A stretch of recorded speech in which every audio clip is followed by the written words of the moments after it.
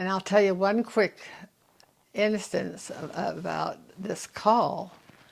When Aunt Grace passed away in 1990, now the call came in 1996, so 6 years later, but before Aunt Grace passed away, I had been looking for Juanita's daughter, uh, and I knew she'd gone to California with her mother, who had remarried, and but I just couldn't. I traced her up to 1930, and then I lost her. So I told Aunt Grace before she died, Aunt Grace, you're to help me find Juanita and her daughter. And so Aunt Grace died. So in 1996, 7 actually, it was January 1997, we had a missionary approach us at Zone Conference and said, his name was Elder Gee. He said, Sister Nixon, what do you know about Delia Nixon? And I just about dropped to the floor. I said, how do you know Delia? He said, her granddaughter is living in our ward, and she is very active in arranging the dinners for all the missionaries in the Stockton area. And so I immediately went over to see this daughter of, it would be a granddaughter of Delia Nixon. So I feel certain that Aunt Grace had a little something to do with our being called to the California Sacramento mission. But that was just an aside from this call. But we did have and served 3 years from 1996 to 1999, July of 1996 to July of 1999. And the mission home was located in the Folsom area, 121 Oak Rock Circle. I'll always remember that. In fact, just this year we went back to try and find the mission home, and we ran around that circle at least 4 times, and we could not find the mission home, and it was there. Well, I got home and did some research and found out that it was being very heavily remodeled. The landscaping was gone, and it used to be a brick house, a brick home on the outside, and now they had put white board and batting on the outside, and they had added another room above the garage, so you wouldn't have recognized it at all. But so that solved the mystery of 121 Oak Rock Circle when we couldn't find it. But we had a lot of goings and comings in that home. There's no question about it.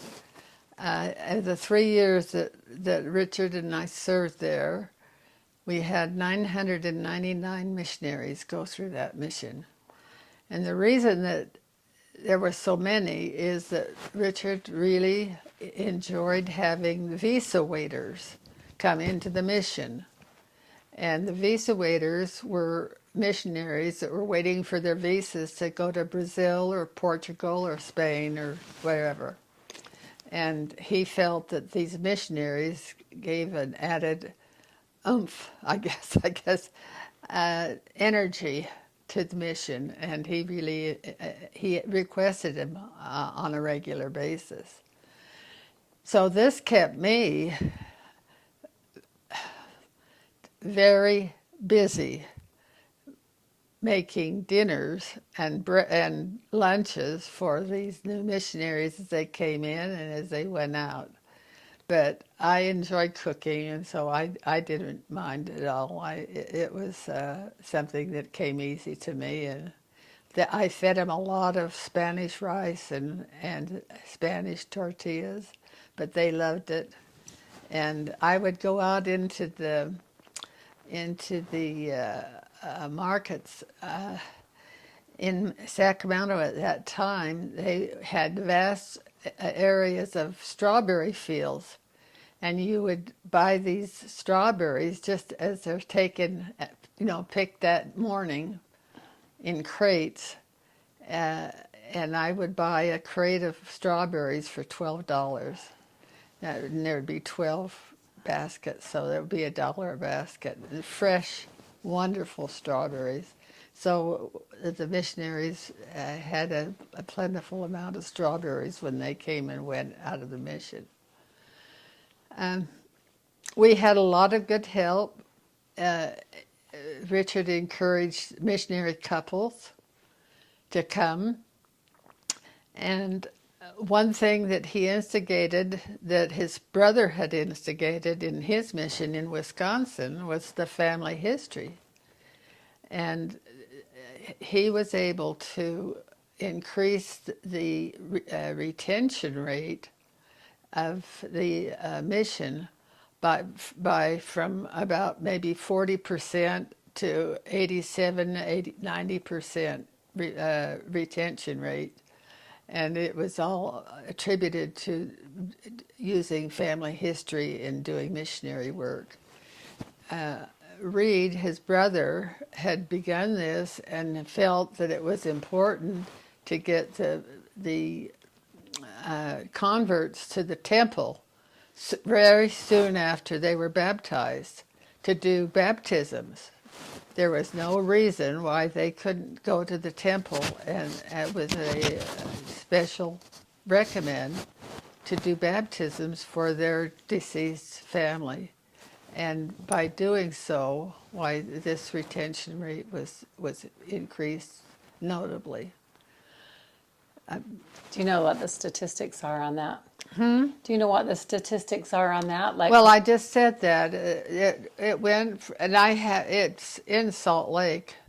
Richard, of course, was very organized, and he used a lot of records on the computer to keep records, and so he was able to follow these retentions up to a year, maybe 2 years after they were baptized, and it was remarkable what they were able to do.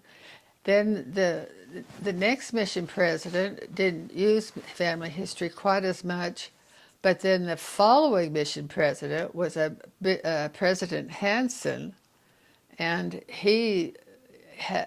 that was his business. I think it was Everton Publishing or whatever, but that was his business to do this. And he put out the records of Legacy of Love and Find Your Family, and he did it all very professionally, much more so than Richard had been able to do.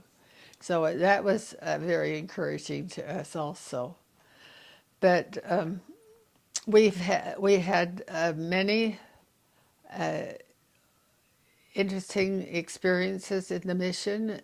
Richard had all of the missionaries at one point write down their spiritual experiences that they had had, or one spiritual experience that they had that they remembered most.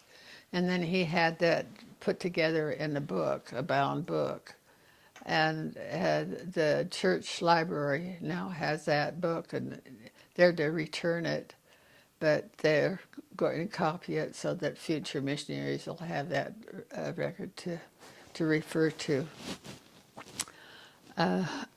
I want to testify to you that this mantle that I talked about as far as Richard and the stake president, I also observed the mantle that fell upon Richard when he was set apart as mission president. And Bishop or Elder Neil Maxwell set him apart. Wonderful, wonderful man. And it was just prior to his finding out his cancer that eventually took his life. But when Richard was set apart, Elder Maxwell told him that he was one of the faithful priesthood holders that's mentioned in Alma 13, and that lived before we came to this earth. And that was quite a revelation to us, and a very comforting revelation. And then when I was set apart by Elder Dunn, who was the area president for the area that we were going to go to. And interesting enough, he said to me, Sister Nixon, your calling is not one of leadership. Your calling is to support and show forth love to the missionaries, but it is not one of leadership. So actually, he should have said, your calling is that of a mission caterer, but that's all right. So we came home and had a wonderful homecoming. We had a dinner, and I guess we had a good percentage of our returned missionaries that had come home attend this meeting that we had and dinner, and then we took some time after. Oh, I'll tell you this, that being mission president is so intense that if you have a desire to be a mission president, you deserve it. Because it is a very intense calling. And when Richard came home, he slept straight through for 48 hours. When the family went to call him to come to dinner, he said, "Oh, well, I'll be there in a minute," and then he'd go back. But he was so exhausted from this last 3 years of serving in the mission. But we had wonderful missionaries, and when he passed away, why, it was very touching. We had probably 30 or 40 of our missionaries sing the mission song of Love One Another. Richard was a very strict mission president. I better maybe put that into this. But he wouldn't allow the missionaries to sit with the sister missionaries at all. The sister missionaries sat in one portion of the zone conferences, and the elder sat in another. And he tried to keep them. We had one sister from, well, I won't tell where she's from, but she approached President Nixon and wanted to know why the sisters weren't able to play touch football with the missionaries. And of course, Richard set her straight that that's just something that's not done in our mission. And I think that all the rules, he had a lot of rules in the mission, but I think that overall, the missionaries came out ahead by living under this type of leadership rather than having it so lax.